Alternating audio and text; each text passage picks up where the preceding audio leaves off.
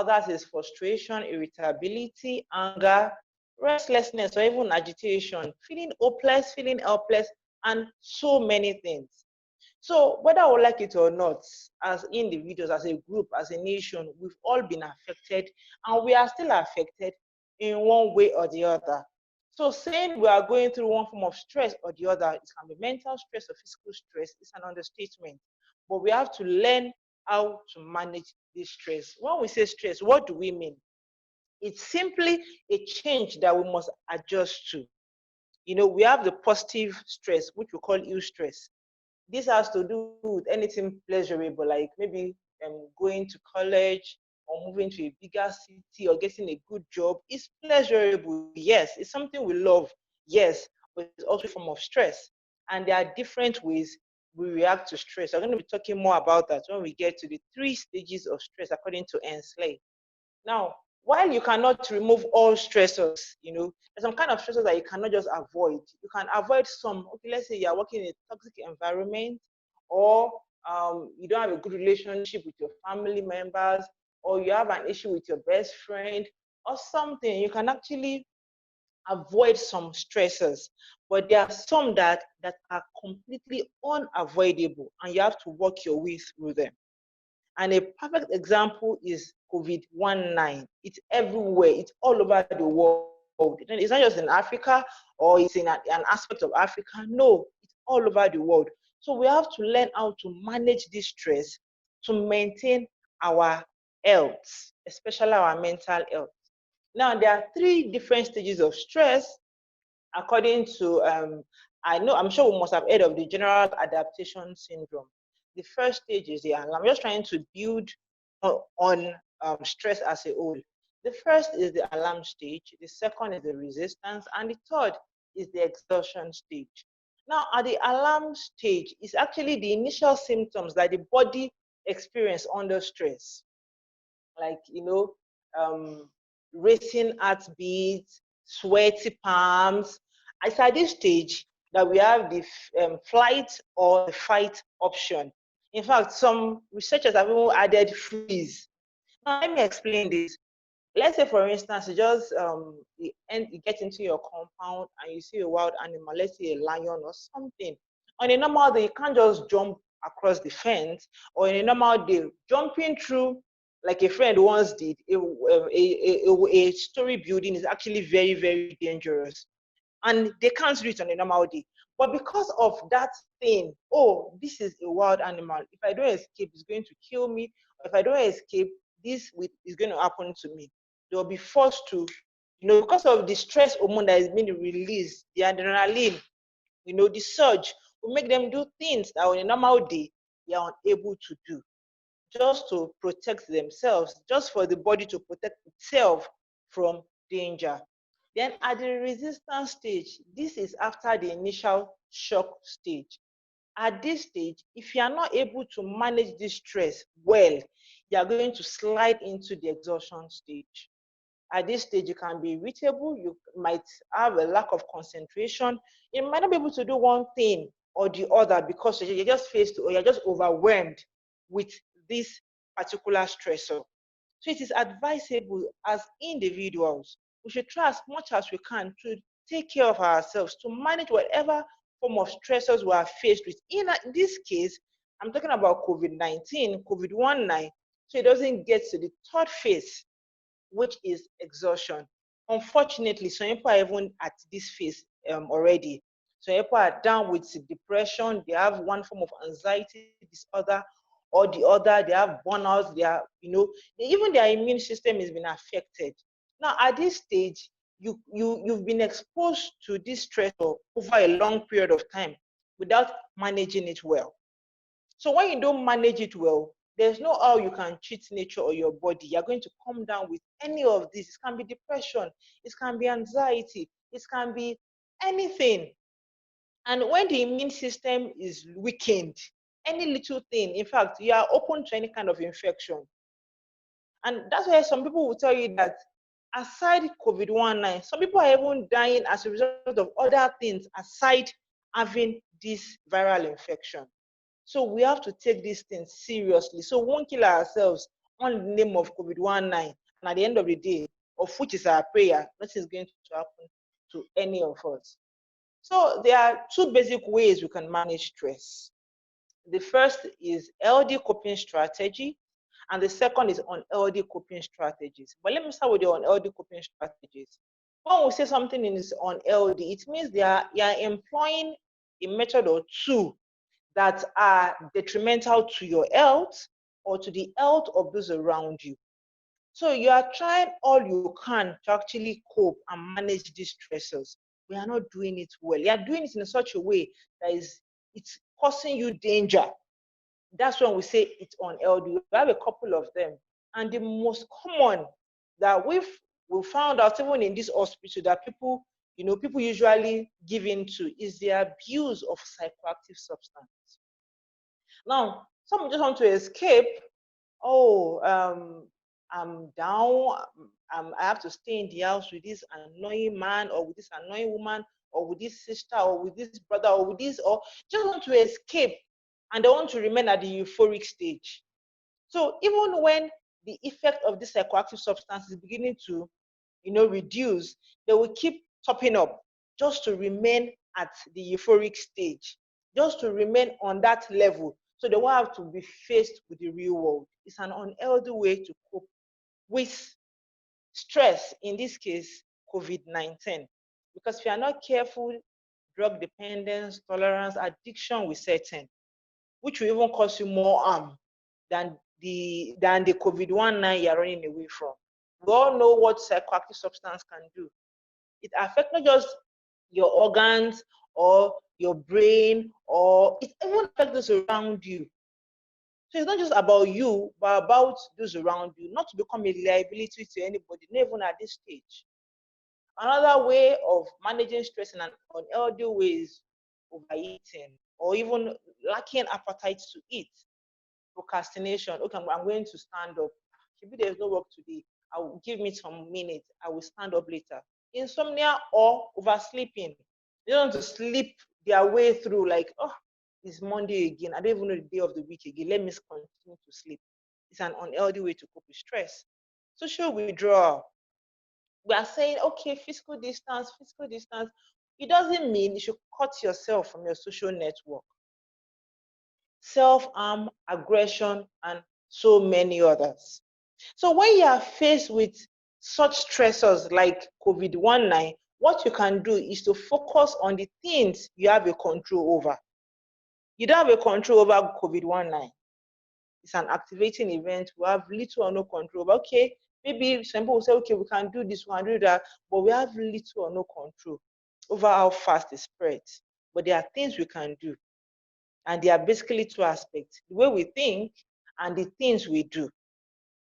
But the pandemic itself is something that we have to, work on what we think, the things we tell ourselves. That's what we call thoughts, and the things we do. So we're going to be looking at these coping strategies one after the other. The first is to learn how to protect yourself or others from COVID-19. Some people will be like, oh, I'm so scared, I'm so worried, I'm depressed. In fact, I don't want to go anywhere. I have to do this, I have to do that. You're just getting yourself worked up unnecessarily. One healthy thing you can do is to learn how to protect yourself. Okay, what can I do? Okay, your personal hygiene, washing of hands, we've been taught how to do it properly, wearing face masks, especially in a crowded environment, because you're not even sure if there's an infected person there or not. Not social now, physical distance, just to ensure that even when the person speaks, the droplet does not get to you, so you won't be infected. So these are the ways we can ensure we protect ourselves. And people too, you educate them. Sometimes people will just come, like, even here, they'll be like, oh, I've not seen it for a long time. And they just want to hug and peck and do all those things. You have to just lovingly tell them, have you heard of coronavirus? And educate them. By so doing, when those around you are doing well, when they are fine, you are also safe. But when those around you are infected, or you are holding your hand sanitizer, you don't want anybody to share them with you. You don't want anybody to share it with you. When they get infected, you are at risk of also coming down with the virus. So we have to be very careful. The second is to acknowledge your feelings. Don't say, oh, as a clinical psychologist that has been practicing for so long, it shouldn't be ahead of me that I'm having faulty thoughts, or I'm having cognitive distortions, or I'm battling with depression or something. No, you're also human. Doctors, I mean, physicians get sick. So don't feel, oh, won't the people see me that, so why are you a clinical psychologist if you cannot handle your emotions? No, you have to acknowledge the fact that, oh, I don't feel good today. I think I'm getting worked up. I think I'm getting so scared of this coronavirus. Speak to somebody about it. Sometimes when we write out things in our journals, we get lighter, we get better. It can even be writing poems or listening to music, all the likes. But you don't have to ignore the way you feel. Acknowledge it so you can manage it properly. And the third is maintaining your day-to-day activities as much as possible. There was a time, was that not last month, I had to self-quarantine myself because I had to, sorry for the tautology, I had to do that because I was exposed to somebody who was, I won't say positive, eventually we lost him, but when the result came out, it was negative. So for that period of time, just to be on the safe side, I had to do that. And even in my room, I just keep doing one thing or the other to ensure that I don't lose my basic routine. Because when you do, what is going to happen is that you may end up doing some things you're not meant to do. You may end up doing some things you're even meant to do, but you're not doing it in the right proportion. For instance, sleeping or even eating. You don't eat your normal breakfast, lunch, and dinner anymore. And this is a time that you have to be healthy so your body can fight whatever it is. You don't sleep properly because you spend all day sleeping. You can't just get sleep at night. So you have to be careful just to ensure that your routines are still intact as much as you can. It can be writing, it can be doing one thing or the other that you find pleasurable, like learning how to do new things. It can even be online, it can be on YouTube. Oh, I heard of this kind of thing, let me also learn it, and trying and seeing, ensuring that you are occupying yourself with one thing that you find pleasurable or healthy. It can be reading a book, like I said, listening to music, learning how to maintain your pattern. Then the fourth is stay connected. Like I said earlier, physical distancing does not mean social distancing. I'm in Nigeria, you're in Kenya, and perhaps some other people are in some other part of the world, and we are all together this afternoon. You can relate with people aside the usual tutorial classes you have with maybe your colleagues, your classmates, or your what have you. You can also have groups whereby you play games. Yes. At times I play games online with people I don't know. Just to ensure that you relate with people. You don't have to cut yourself because, oh, coronavirus. So you don't even want to relate to people, you don't even want to talk to anybody. No.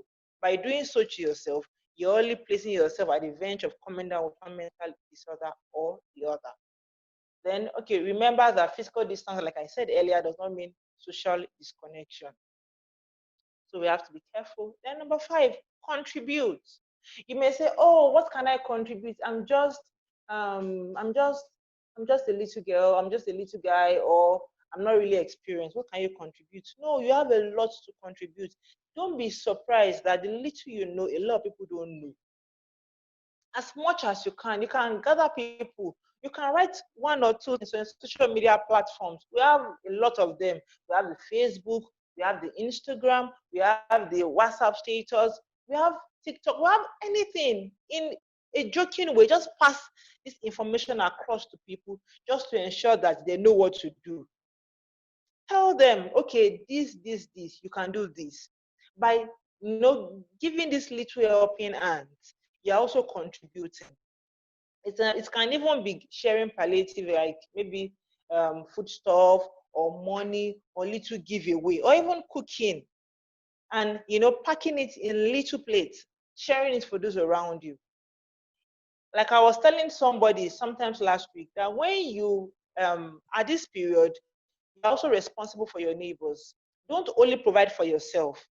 Have enough so that when people even come around, a lot of people have lost their jobs. A lot of people cannot cannot even continue with their businesses. They need help. So when they come to you, you can easily help them and not give them one excuse or the other.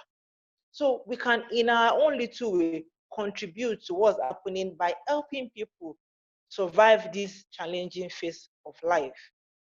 Then the sixth is change the way you think. Like I was seeing a patient sometimes last week, and she was just saying that, you see, this whole thing, this whole 2020, the year has been horrible. It's because of her. Anyway, she's sick. That is because of her that the world is suffering from coronavirus. That's not true. At times, what we have to do is to sit down and analyze that thought. Okay, what exactly is it? What thought is making me feel so uncomfortable?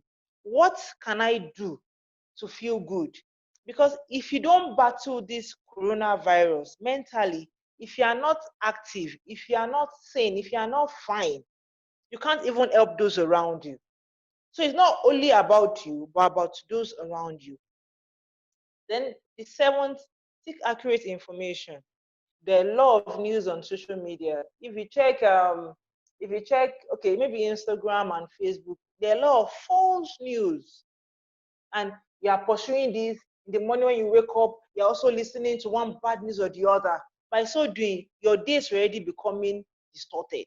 Like everything is just like going around, and you can see the whole world crumbling. Your whole world, like all the beautiful dreams we've ever hoped for 2020, everything coming to an end because of the kind of things we feed ourselves with.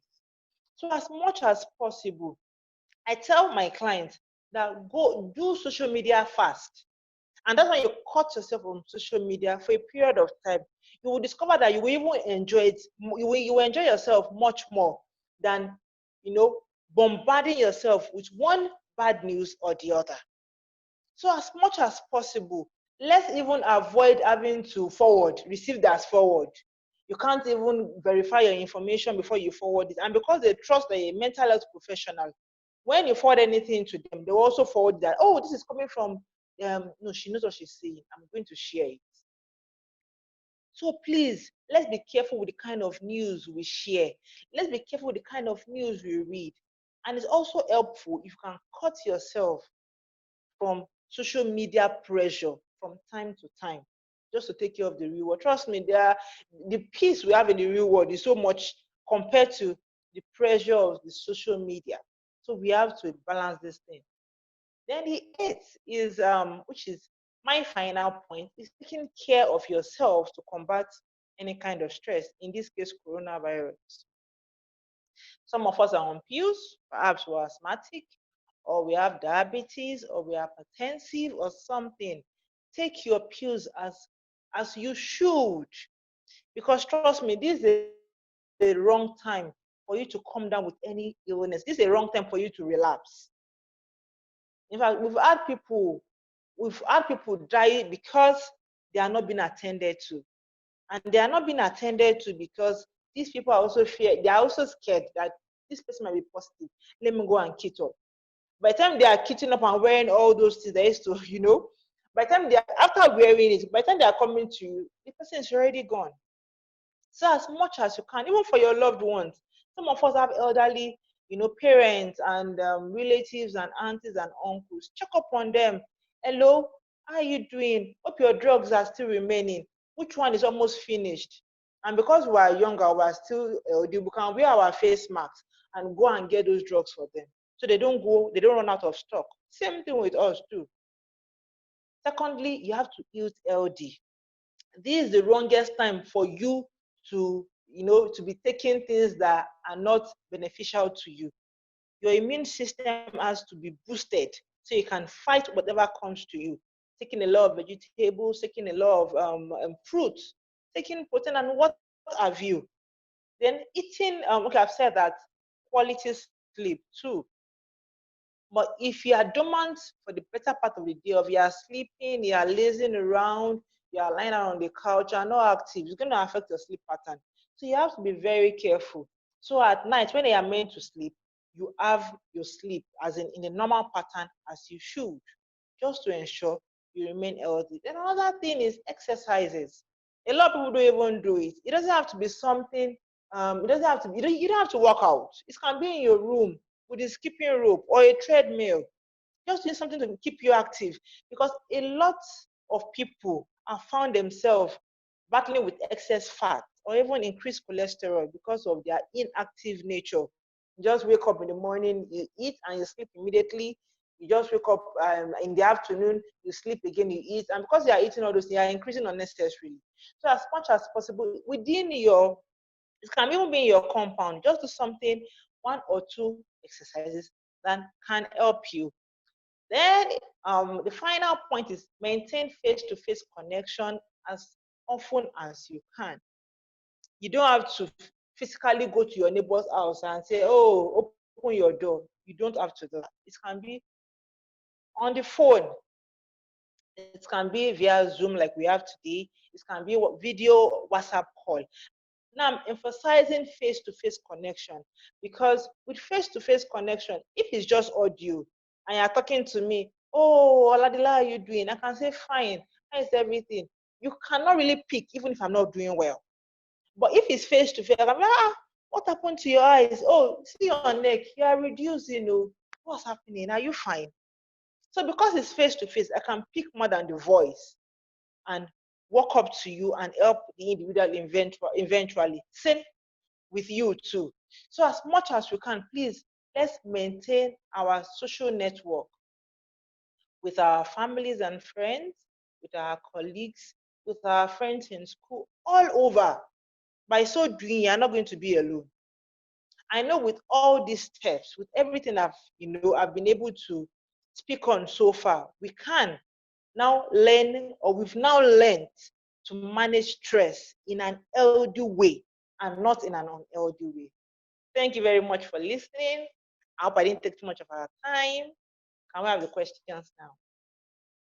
All right, thank you very much, Doc. That was very informative. And I think I was listening to you, and also the point that you're making it so practical. It really makes so much sense, and the things that we can relate with. So thank you very much for the presentation. It was brief and to the point, and that's why we are having this session today. So I'm just going to take a few questions. I can't see any questions so far from the chat, but you can keep your questions coming through the chat. But at this point, I'm going to welcome my co-host, Ruth Ogando, to just join in and also maybe give you some brief also questions and also take it up from there. Ruth? Ruth, can you hear me? Yes. Great. Good afternoon, everyone. Good afternoon. Good afternoon. Good to see all of you. I'm happy, Dr. Olaitan, for the info that you've given us. Hello. She's trying to express the fact that she can't see your face because she's just told us about the essence of seeing faces. You want to see my face? Yes. Just 1 minute so you can see. Thank you. Don't worry. You're going to see my face in 1 minute. Okay. I was looking for a bright place where I can sit. All right, sorry for that. Yeah, the essence of seeing faces is you confirm that someone is probably doing good. Like she said, probably she has something with her eye, or just to check up on you. Nice to see you, Ruth. Oh, I've seen the face. Thank you. Okay, I'm so glad. Thank you so much, Dr. Olaitan, for the informative session that you've had with us. Indeed, there's a lot of stress amongst people because of what has been going on. And I'm reading through social media, and there's so many people are stressed, ending up doing very wrong things. Just like 30 minutes ago, I was reading of a gentleman who killed his own daughter. Wow. And the cases are going on, and it's so sad. And many people have lost jobs, and they don't know where they're going to stand from because the responsibilities of the families are still intact. they have so many bills that they have to be paid, and they don't know where to start from. And minus that, people tend to think of otherwise ways in which they are going to cope up with the situation, and many of the people are going to go into wrong ways so that they can solve the immediate challenge that is stressing them. But you realize that most of them take even wrong decisions, at the end of the day affecting themselves and even affecting the families that are intact with them. And it's quite informative. And I don't know whether there's anybody with questions that we can present to Dr. Olaitan so that she can be able to tackle that. Oh yeah, so there's one question coming from, I'll begin with one question coming from Joy Mutiga. She's asking, how would you know that it is stress and not depression? At what point do you get to realize that this is just stress and the difference from depression in that point? So I think maybe you can handle that, and then I can also see Richard Chemuchuk with hand raised. So we can get that, Dr. Olaitan, then we can get one from Richard. Okay. Thank you so much for that question. I'm trying to get something so you could see, but you may not be able to see it. Okay. When we say depression, it's a mental illness. It's not just something, although a lot of people use it wrongly. They can say, oh, I'm depressed. She looks depressed. There are 3 key indices we look out for. Of course, we use the DSM-5 as clinical psychologists. We look at the criteria. If the person meets the criteria of depression, we can say, okay, this person is depressed. But the key basic things are, first, when the person is sad, as in sad, when the person is sad for at least 2 weeks. Not just the person is sad on a Monday, or he's just sad today and tomorrow is fine. No, it must last for at least 2 weeks. That's the first. When there's low energy, the person cannot just get up from the bed, take his bath or take her bath, or even cook or sweep her environment. And the third thing, remember I said there are 3. The first, I want us to really get it, sad for at least 2 weeks, low energy for at least 2 weeks, and 3, loss of interest in pleasurable activities. Not just activities like house chores, but things that the person finds pleasurable. When these 3 things are present for at least 2 weeks, we can say the individual is depressed. I hope I've been able to answer you.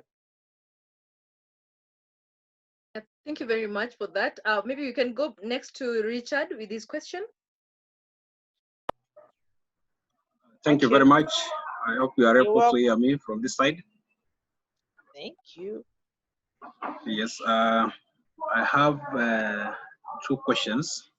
Okay. And the first question is regarding to weight and stress. Because at the moment, we realize that most people, they are eating and staying at home, less exercises and all that. And according to some small research which I've been doing, I found that so many people are gaining a lot of weight. And so I was wondering whether there is a relationship between stress and weight. Okay. And then the second one is about this something called happiness. Sometimes someone can become too excited or too much happy until they normally have any relations with stress, or they are completely different. Because I can recall someone who was said that to have been having some happy time, and he was flying an airplane, and then unfortunately he caused an accident, and they're saying that it is related to stress. So I'm still thinking of what could have happened around that until happiness causes stress. Thank you. Okay, thank you so much. Okay, so let me start with your first question. Is there a relationship between weight and stress? Oh, well, there's a relationship.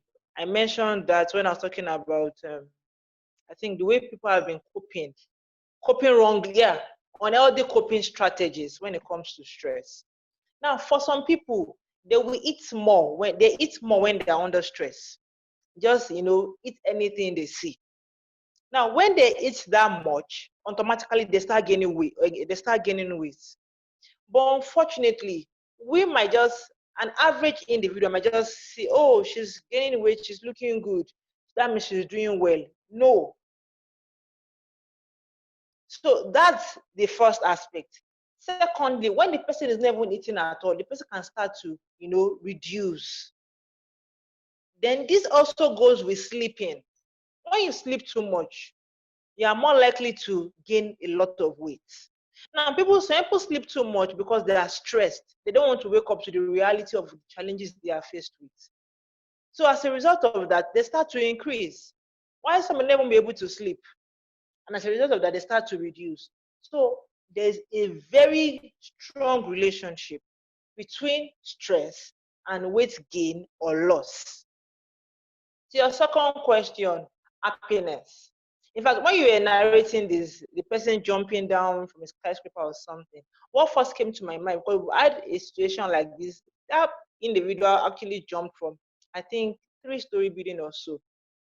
In most cases, this individual might have taken psychoactive substance.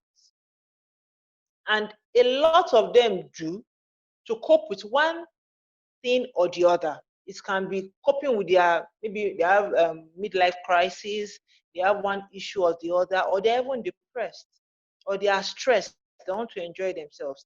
And because they've taken this psychoactive substance or substances, it clouds their judgment, it clouds the way they behave. Just somebody dancing in the middle of the road, or even someone that on a normal day, she wouldn't even be dressed that way, start to behave in certain ways. You can confirm, move close to that individual.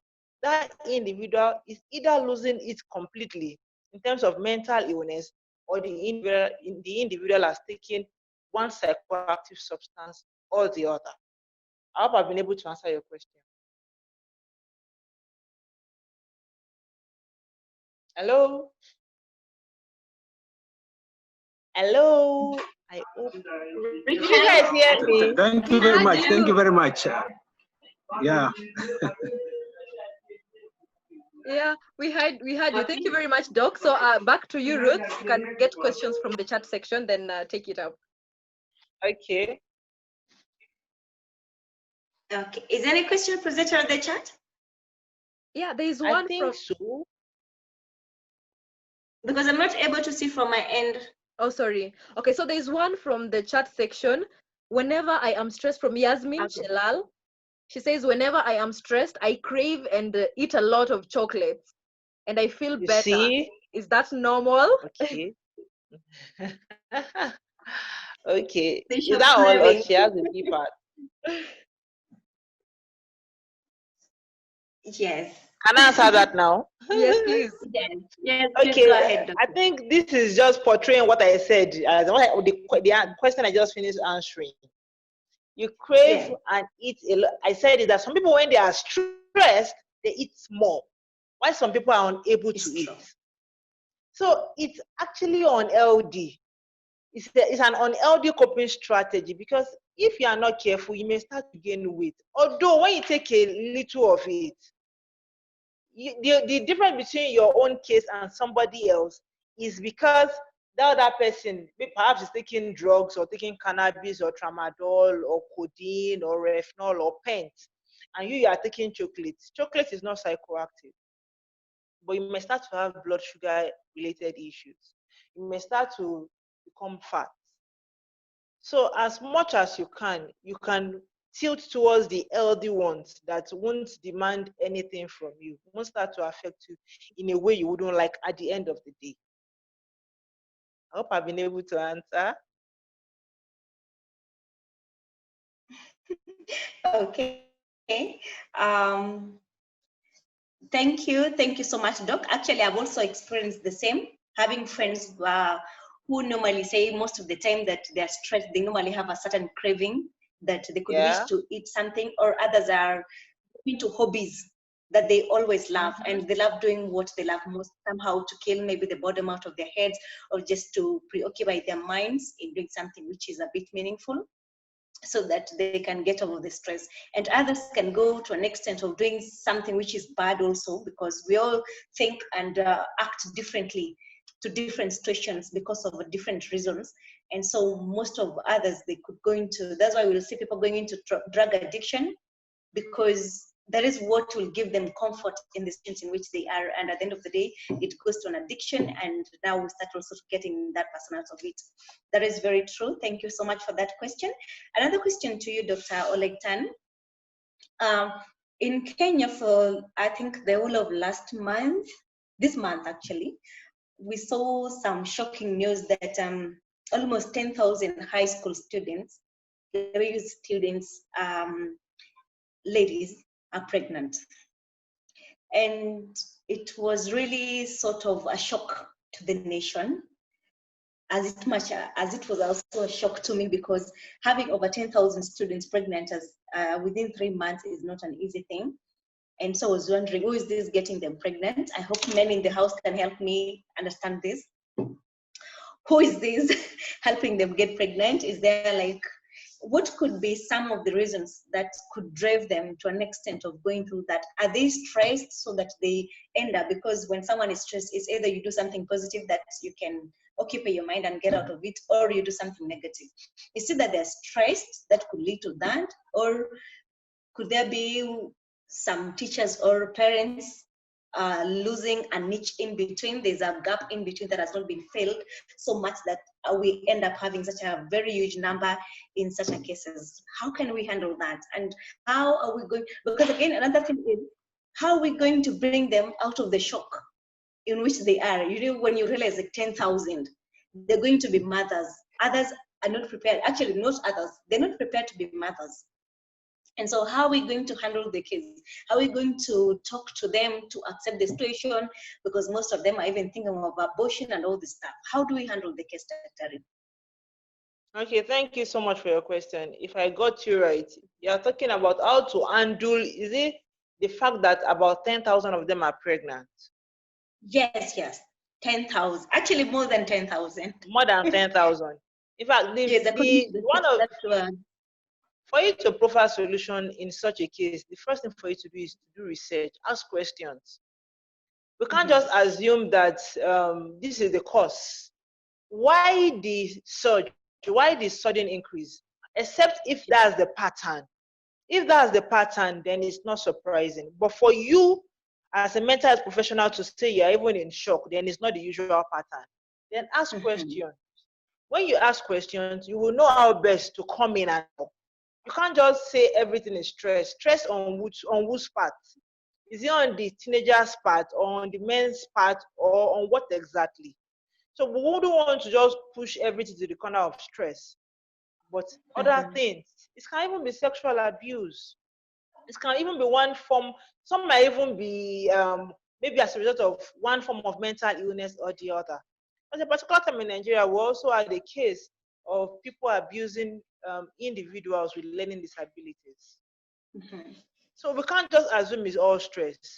But by asking questions, by one-on-one interviewing these individuals, you can know and then sum up your findings and say, okay, these are the cause. And when you're able to handle it that way, when you're able to come from that angle, you are sure that it won't repeat itself. Okay. All right. Thank you so much, Dr. Ari, for that response. Anybody else with a question? Then I remembered something else. Yes. Okay, in addition to the individual jumping from a skyscraper or from a helicopter or something, just remembered that I didn't elaborate on, it may be that the individual is losing it. Now, it may be hallucination. It may be that the individual took psychoactive substance and started to hear voices. But the common and most likely thing it can also be is perhaps the person is in the manic phase of bipolar affective disorder. Now, when we say bipolar affective disorder, we simply mean it's a form of disorder. The way I describe it to my patients so they understand is talking about two different poles. And this individual swinging via poles. Either this pole, which is extreme sadness, or this pole, these persons can actually commit suicide. It's true. They'll just start to tear, they'll just start to cry, or some of them can even start to self-mutilate. They just want to kill themselves. While at this other pole, They can give out anything. Oh, you want this car? Go with it. Oh, you want the house? Go with it. So this individual might just be swinging via post. And at that point whereby it's extremely happy, which you can consider to be abnormal, it may be the manic phase, where that person is just feeling on top of the world. Just said I should add that to it. Okay. Thank you. Thank you so much. Okay, Ruth, Yes. I can jump into the comment section, and I think Dr. Olaidel has just alluded to to bipolar. There was a comment that said, happiness or excitement being too hyper, way above normal for an individual, may be an indicator of the manic phase in a person with bipolar disorder, which is true. And we've also had the doc explain more about that. So Yasmin is asking once again, thank you for your answer. That's to you. Are there foods that we can use to manage stress? Maybe I can try and switch with the chocolates. Yeah, she's asking an amazing question, because I mean, she wants to try and stop this, but she needs something to replace it, just so that she does not fall out of place. Yeah, so you will answer that. Okay. Then Should I answer that now? No, answer that after Chris Choto. I am more of an introverted. I am not used to eating too much food. Though even if I eat too much, the amount I eat does not reflect on my body gain of weight. I try not to bother people with my issues for not wanting to be a burden to them. I have no problem staying alone, even for a month or more. I can also face reality of life. How do I differentiate between being stressed and taking life normally? People often ask me if there is anything bothering me when I see things as normal and okay with me. So the question is, how do I differentiate between being stressed and taking life normally? And remember, we began by saying I'm more of introverted. An introvert. Yes. Okay, thank you very much for that question. We are very different people. We are not the same. You can see somebody else and you're asking that, why is your face looking like this? Are you sad? Is something wrong with you? And there's actually nothing wrong with them. So that's one thing I want us to know, that we are different. I know we are familiar with the DSM-5 categorization of personality disorders. The cluster A, paranoid, aware of it. Definitely we are aware. Schizotyper, schizoid, cluster B, antisocial, yes, borderline, narcissistic, what was it? And histrionic. Cluster C, obsessive compulsive personality disorder, avoidance, and dependent. Now, I'm just trying to tell us that as individuals, we have a variation of all these traits in us. Not for the cluster A, they really don't interact with people. It doesn't mean they are not fine. A lot of people that call themselves introverts have more traits in cluster A, dominant in them.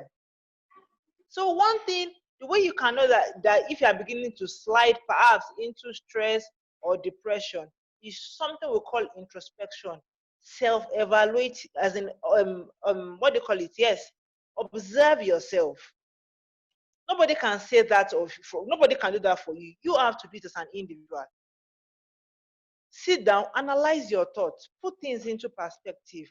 Okay, what exactly is it? When people know that this is the kind of person you are, with time, they'll be like, okay, no, is it Gloria? She doesn't talk much. She's fine, let her be. But if somebody that is jumping, is excited, is the life of any party, all of a sudden becomes cold, everybody will be worried that, hey, this person is not fine. Why would she be quiet? This is very unlike Gloria. She's not this quiet. So what you can do as an individual is to observe yourself, evaluate yourself. And by so doing, you can say that, okay, but I want us to know that people that call themselves introverts, they are more likely to fall into depression than extroverts. But extroverts, even with their pains and frustration, they express it. They are more likely to share with other people. They are more likely to go out. They are more likely to spill it out. But people that are introverts, they are more likely to keep everything to themselves. And just like a can, when it gets really full, it's going to explode. So that's the beauty of being a mental health professional. You can actually, before we got our license in Nigeria, you have to do all the assessments, the psychological assessments, you have to do the personality assessment. Now, it's not just for fun, it's for you to understand yourself. I know the kind of person I am. I know that I'm likely to have this. So because of that, I'm going to do certain things that will not make me vulnerable to coming down with that illness. I don't know if I've answered that. Hello? Yes, you have. Yes, yes. Yes, you have. Okay. All right, great. Ruth, back to you. Oh, and Yes. No, there was yes, one Ruth, question that I've not answered. Talking about It's okay. food. oh, the food. food. Yes, please. The food. I like food, so I didn't forget that. I like food. Please. So, yeah. Go Okay, ahead. this question will have been perfect for my friend. She's a dietitian. She deals with such things. But I will say that taking fruits and vegetables, if you can, fruit is something that is beneficial to us. Taking fruits, taking vegetable, if you can, especially fruit you love, you can actually substitute it. So it doesn't get to a stage whereby your eating of chocolate start to affect you. You can't eat chocolate forever. When you get to, let's say, 80s, 90s, you have to drop all of those things. But with fruits, in fact, you can even go on fruit fast just to ensure that you're on the right track. Right there. Thank you so much, Doctor, for that response. There's another question that has been posted that how do we ensure that we've eliminated fear of COVID-19 most at this time? How do we eliminate it from people? Because most of the people are very fearful. They fear for their life. They fear for their properties, for their families. They fear for so many things. How do we help them? Okay.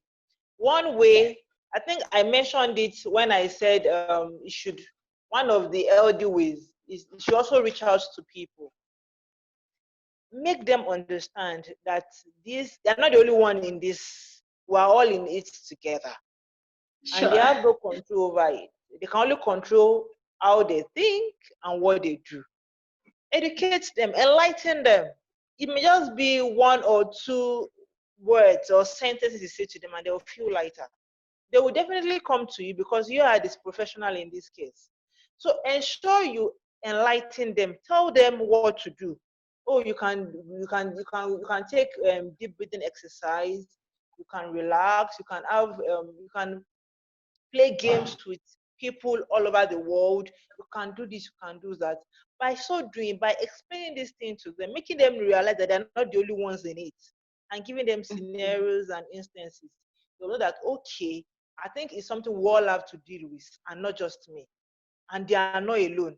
There's something that happens that usually happens when I was in school. When I was in school those days in 2005, when I checked the board, and let's say I'm expecting A or even a B, a distinction, and I see maybe C's everywhere, and I also have a C, I kind of feel good that, okay, I'm not the only one.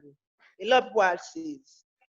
It might not be nice, but I just feel, okay, I'm not the only one in this. So that's the way it happens. When you make them realize that, see, it's not only you that this thing is affecting, we're all in this together. These are the things you can do. The healthy coping strategies that I've shared with us, share it with them. By so doing, you'll be able to handle it better. I hope I've been able to answer. Okay. Thank you so much, Doctor, for that. And I just wanted to add something on that point of fear. Okay. I want to give it a biblical perspective. Okay. That in life, we act out of two things, either out of sheer love or out of fear. The father of love is God himself. Again? I'm saying in life we act out of two ways. that we can act out of when you're faced by challenges. It's either you act out of love or you act out of fear. When you act out of fear, that means that you are ever pessimistic of what is going to happen to you. You hold negative statements all the time. Even if something is comes in your life, you don't want to see anything positive in it. You only want to see the negative side of it. And so what makes you feel that way is because you're driven by fear. You don't know the outcome. And that means you don't have faith. And the father of that is Satan himself. And that is how you want us to behave. That's how you want to behave when you're faced by circumstances. But now look at the other opposite side, where we're driven by love. When you're driven by love, that means that we're optimistic. We've got to be optimistic about this life. We have to be optimistic that this COVID is going to end, that is not going to affect your family, that your resources are going to be intact, that good things are coming on the way, and that anything that happens in this world definitely has a negative and a positive. But let's try to look into the positive things that are coming out of this COVID-19 and embrace them. Then that means that you're always positive about life. When this challenge COVID-19 comes, you don't start looking for the loopholes that are going to bring you down completely. Instead, try to look for something positive in it that is going to lift you up, that you're going to do. Maybe it's your talent that you didn't have regard with it. So it's the time that you have a lot of freedom, that you can exercise on your talent, that you can, I just remember seeing my friend Chris Choto. He does so much of singing, and that I really love. And I want to thank you so much for that. And he just took it like a positive thing out of this COVID-19 as doing so many songs and sending out. And you don't know how many people you're blessing with that. People are taking hobbies, doing it. People are doing, maybe we didn't have good parenting. This is the time that parents have to stand in the gap. I know where it has been failing. And then they see the positive things that they can do out of it so that they can make their family stand. Maybe you are not a good father, and this is the time that you have to stand in as a priesthood in your family. Maybe you're not a good mother, and there's enough time that God has given you to go back and retrace the where you left the ancient parts of being a good mother. And all those positive things that when you look at life now positively and not out of the negative way where everybody wants to be with, then you will not have the fear of what COVID is going to happen to you. Actually, why should we be bothered of what is going to happen to us, yet the positive things that we should be embracing, we've not even done anything with them. So it's you as an individual. Would you want to get out of this? If you want to get negative, just continue dwelling on the fear, and definitely Satan is going to make sure that you failed. But if you want positive, you want to come out of it positively, maybe God wants to lift up your faith. And faith can only be lifted when we go through such a kind of circumstances. We go through pain. We are strengthened, just like fine gold, when it goes through fire to be purified, to come out finally something which is worth of value. So it has to be tried in fire. The same way we also have to be tried in this. And God is looking up and saying, like, who are those who are going to trust in me until the end of it, so that they can stand and confirm and give a testimony that I trusted in God, God took me through this, and this is where I am. Maybe it's a testimony we're going to give out of it. Let us be positive out of it. And when we become positive out of it, then all is going to be well with us. I hope we've answered well the question of the lady who asked that. Yeah, thank you. I wanted to ask you that, are we all Christians on this platform? Because some might get offended that we're bringing up, and people can be very sensitive. But if we're all Christians, that's fine. I think she was bringing it in from her Christian perspective, but I know how sensitive it can become because the panel is very wide with people from different backgrounds. Yeah, and also in psychology and psychiatry, it's all diverse. So I think my apologies to that. What did you say, Aflin? No, I'm saying the views are okay, but she's making it from her own standpoint. But in this session, and also in mental health, in psychology and psychiatry, there's too much. It's broad, and we tend to become very sensitive to people's beliefs, because amongst us are also atheists who also don't believe in a God. So we're trying to also embrace all of us together in this. But everybody, we just have to embrace everybody. yes, yes, exactly. All All right, right, but thank thank you, Ruth. you. Thank you for that correction. I like that. Thank you Thank very you for much, that Ruth. correction. Thank you. I hope it will want to help for someone who trusts in God. But still, even those who doesn't trust in or have a belief in God, some of these things they cut across like believe, trust. If they have faith in whatever they're doing, definitely it's going to manifest in whatever they want to do. And that one doesn't need to have a God for you to believe in that. Because I've been to different Buddhists. Actually, I've been to India and I have friends from India, and most of them they don't believe in God. But one thing they told me is that whatever they believe in, they have to live by it, accept that it's going to happen. And when you do that, it eventually happens. Okay, And so so Ruth, that is what I'm saying. okay, so for instance, in some places, we call it the higher power, so that everyone gets to relate to their own higher power. Yeah. Yeah, so if That's, you believe it, yeah. so it's diverse. You can That's use right. it generally as if you believe in a higher power, because psychiatry is so diverse. And I think we'll have a, wait, Doc, do you think we should have such a discussion? We should, right? In the next sessions? We should. I actually think we should. Okay, guys, so we're running out of time. Today we wanted to do 1 hour, but there's so many questions and the session is so interesting. And I also think Dr. Oladele is really trying to make it so interactive. And also Ruth, my co-host, trying to make it very, very interactive. I'm loving the session. It is so awesome. Anyone who missed, I think they're going to really fight back these sessions that are on. But we need to do there are 2 questions that are coming in that are very important. I don't want us to miss them out. So there's one that says, Okay. what can you do when you know someone is depressed but has not acknowledged that by herself? Do you suggest connecting her with a therapist? And then there's Yasmin also on another question. She says, Should I answer that first? you want to answer it first? Okay, then. Yeah, I want to answer it first. Great, great. Let him answer that first, this true. Okay. Okay. How do I change the picture? When it comes to mental health illnesses, they are not like every other form of illness. Like, let's say your eye is aching you, you can attest to the fact that your eye is aching you. Or let's say your leg is broken, you can attest to the fact that this leg is broken. So when we talk about mental health or mental illnesses, they are very different from physical illnesses. Now, most of those who have one form of mental illness or the other are often not aware. You won't tell me that the man that is naked at the roundabout or who is maybe just dancing naked in the middle of the road is aware of what he's doing at that moment. No. So people like that, they don't have insights. They don't have insight into their mental state. What you can do for them is to connect with their, primary caregivers, maybe the husband or the parent or anybody that has a say over that individual, and explain to them that this person is going through this. I think she will need a therapist, or I think he will need a therapist. In fact, it's when you bring some of them to the hospital and they're becoming fine, they are taking drugs, they are going through psychotherapy, and they are now stable. That's when they can be like, what happened to me? Really? I was doing that. I wasn't sleeping. I wasn't eating. Are you serious?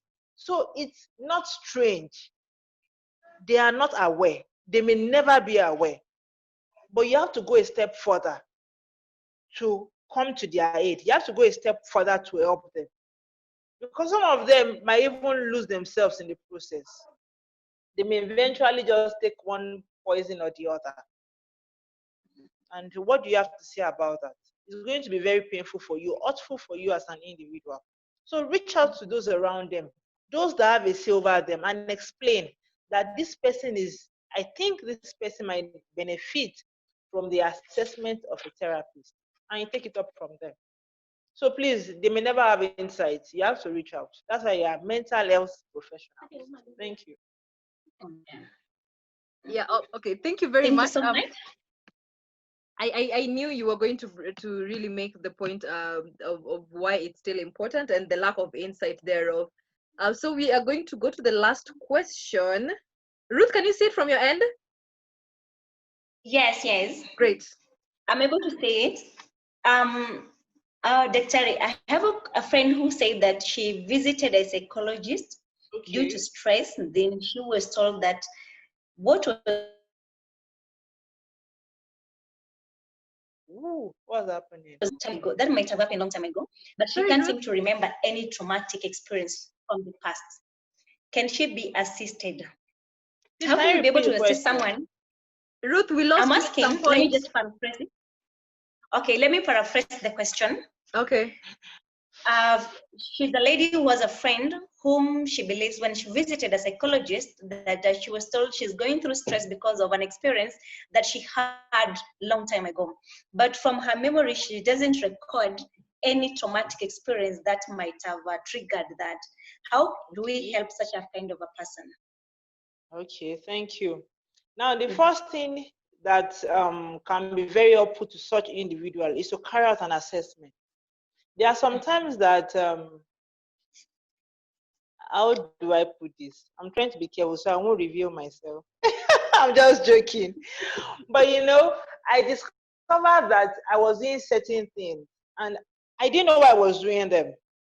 Let me give an instance. If I lock the door, I will come back, I'll go to bed and just think, did I lock the door? Have I locked that door? And I'll go back and confirm. Do you understand? Yeah. I was doing that for a period of time. I didn't know, not until I did my postgraduate course. And I discovered that there are some things that happened to us as we were growing that informed some of the things we are doing now, but we're not even aware of it. Let's say, for instance, you tell a child, go and put off the gas.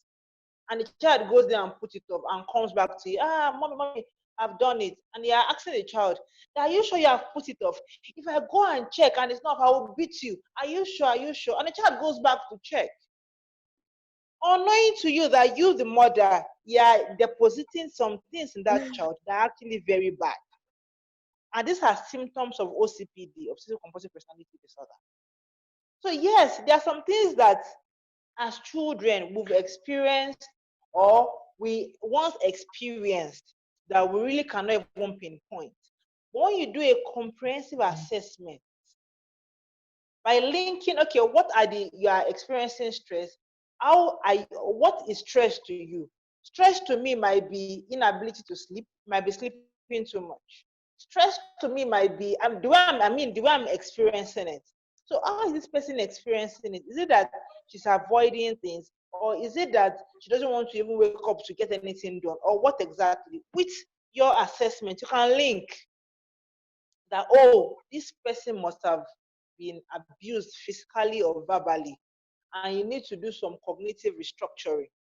By so doing, helping her to be out of it.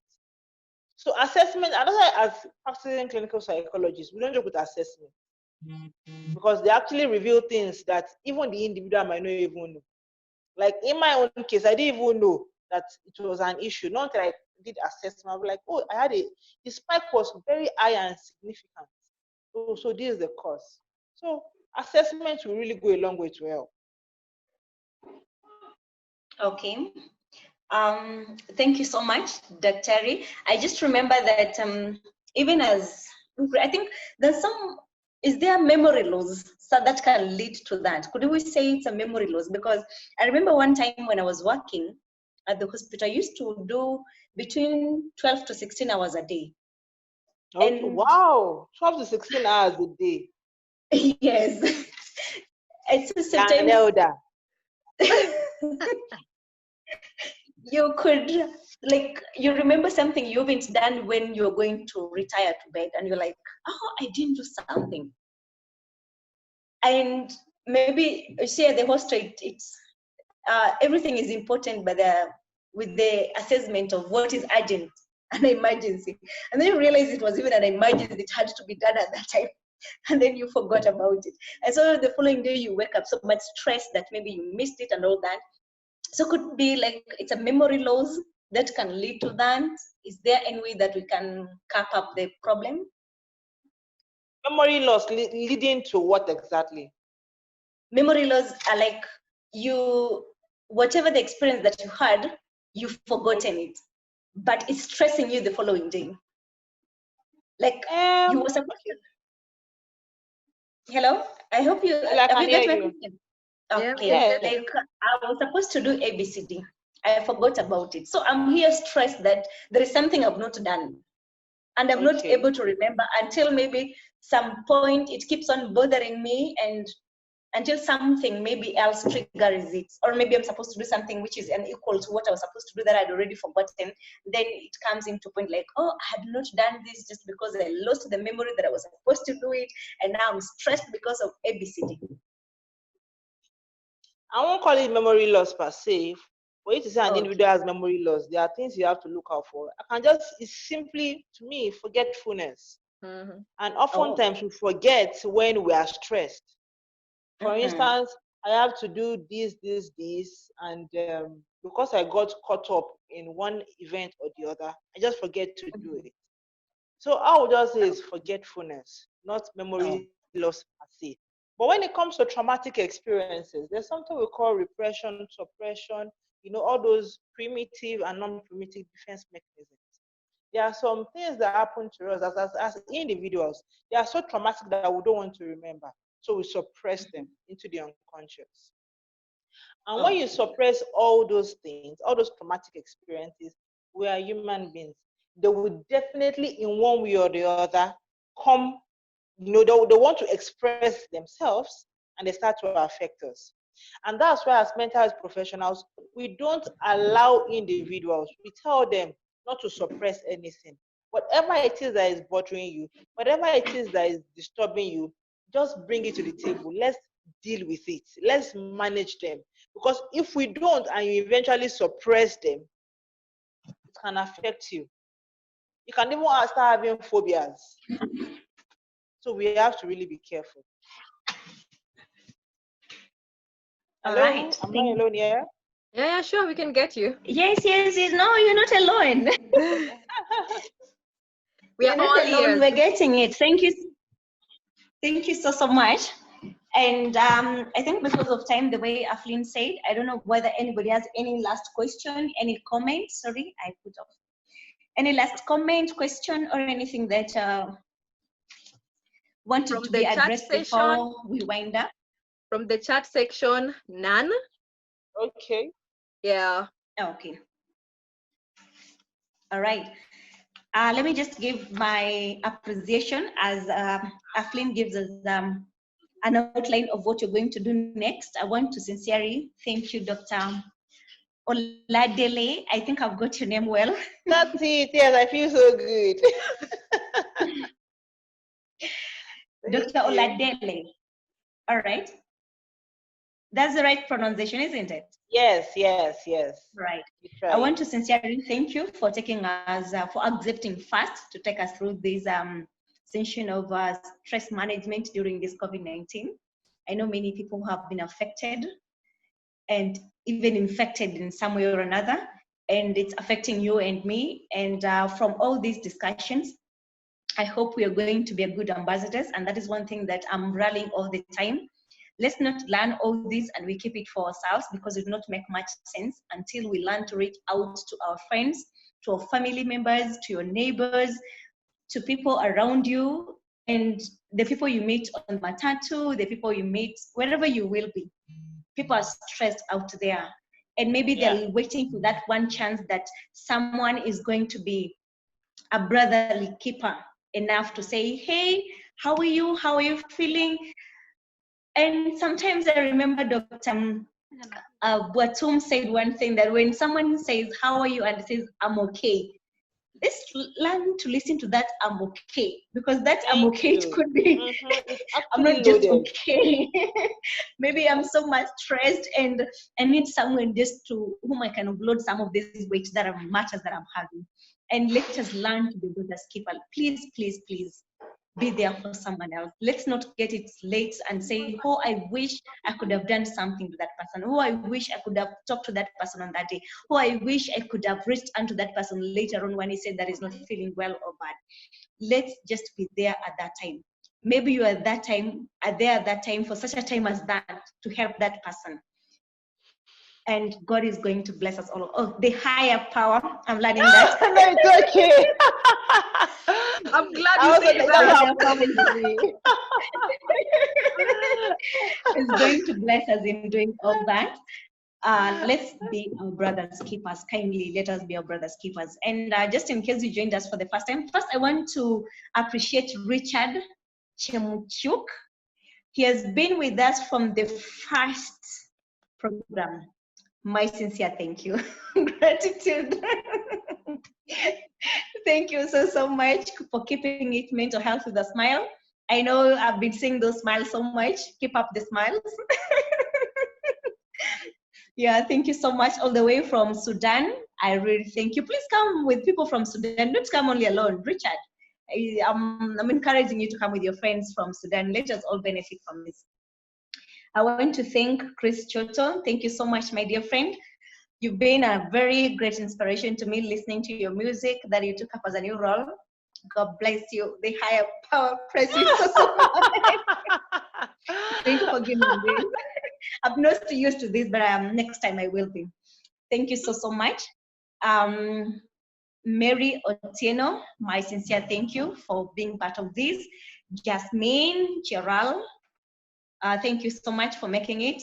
Lizzie Ocheng, thank you so much. Daniela is part of our team. Thank you so much, Daniela, for making it. Kindly, Daniela, just say a word. Daniela, are you able to get us? All right. Thank you so much, everyone. And I think Jojureru and Aflin are the ones whom I've not mentioned. Thank you so much. Aflin is our chair lady, is our assistant chair lady. The chairman is Jojureru. Thank you so much. But Aflin is the founder of this mental health with a smile. In case you want to be part of us on WhatsApp, kindly you can drop your number so that Aflin can be able to add you to the WhatsApp group. It is very active. We are learning so much, and may all of us be blessed. And I want us, if you can be able to follow us on Facebook.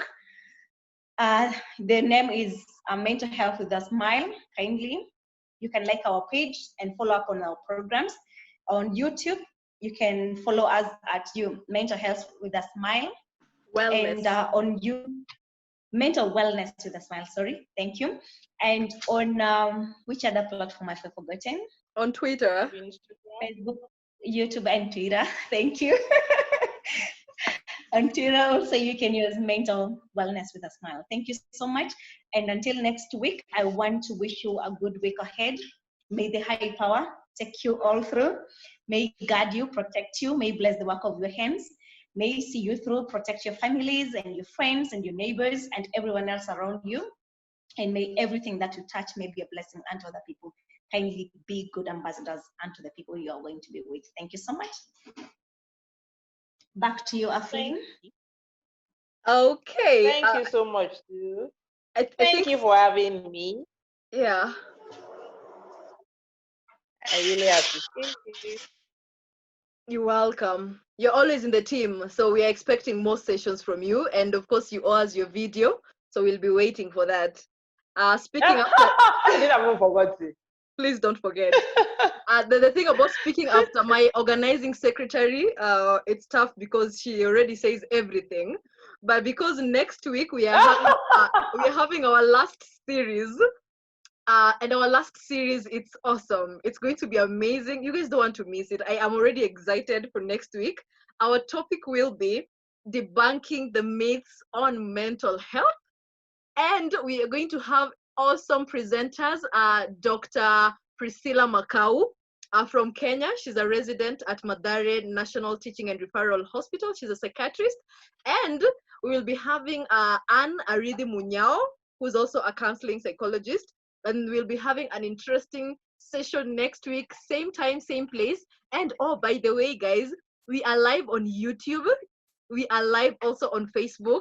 So in case your friend missed this session, just tell them to go to YouTube and follow it from there, or to Facebook and follow it from there. So we're taking baby steps, and we are hoping the whole world is soon going to learn so much on mental wellness and also what mental health really means. We want to, at the end of this program, have people using right terms. I'm so elated that Ruth today just learned something new and she can't stop using it. So those are the things that she's learning. And I hope she's going to spread the information elsewhere about how intense and how all-inclusive mental wellness is to the human being. So next week, guys, see you next time. And thank you all for coming. Dr. Oladele, I appreciate, of course, and Ruth Thank already said you. everything. So we really appreciate your presence Thank all the way you. from Nigeria. Thank you for having me. We appreciate it. All right, thank you very much, guys, and see you next week. Bye. Yeah, bye. All right.